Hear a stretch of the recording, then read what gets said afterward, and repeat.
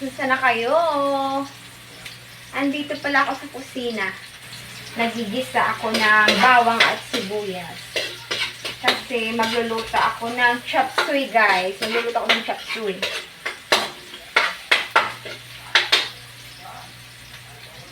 Yan, medyo brown na yung ating bawang at sibuyas. Ang ihahalo ko sa chop suey ay atay at balon-balunan ng manok. Ilalagay na natin, guys, ang atay at balon-balunan. Ayan siya. Mabango siya, guys. Lalagyan ko na rin siya, guys, ng paminta. Gusto ko maraming paminta. Ayan. Ito po siya, guys, ng oyster sauce. Oyster sauce ang lalagay natin sa chop suey.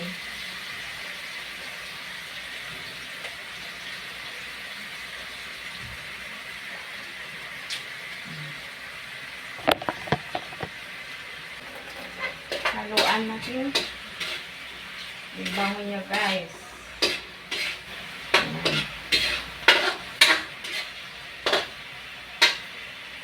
Nilagyan ko siya, guys, ng konting tubig.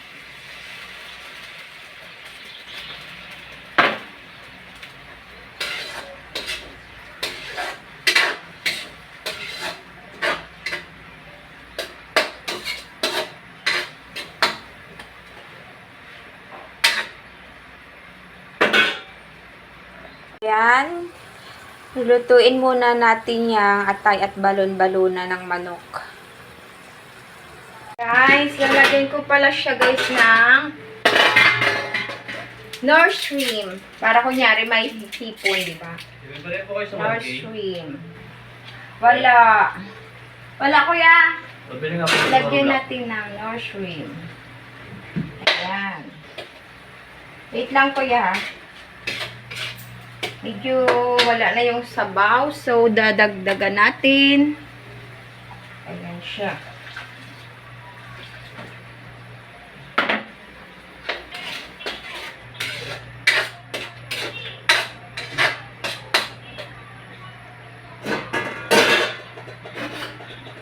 Takpan muna.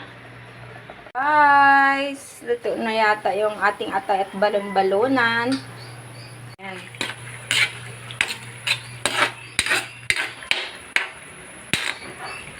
Ayan siya.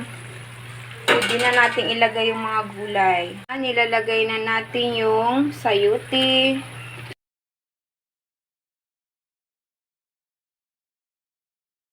Ayan. So, haluin muna natin ang ating chop suey.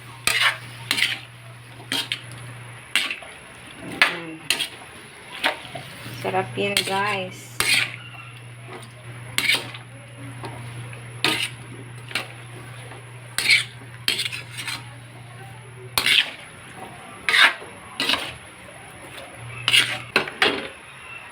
Tatakpan muna. Guys, ilalagay ko muna itong cornstarch na nilusaw ko. Ayan. Ayan, guys. Halo-halo lang. Ayan.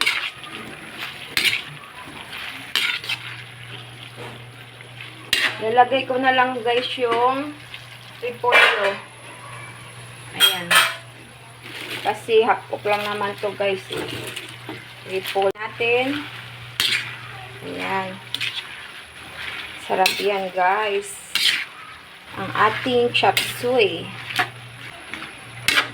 Takpan muna natin para maluto konti yung gulay. Ayan, guys. Cook na natin. Ayan, luto na yan, guys. Papatayin ko na yung apoy niya, guys. Ayan, guys. Luto na ang aking nilutong chop suey. Sarap niyan, guys. So, yummy, yummy. Ayan. Tingnan nyo naman. Natatakam ka na sa ang gusto mo nang kumain.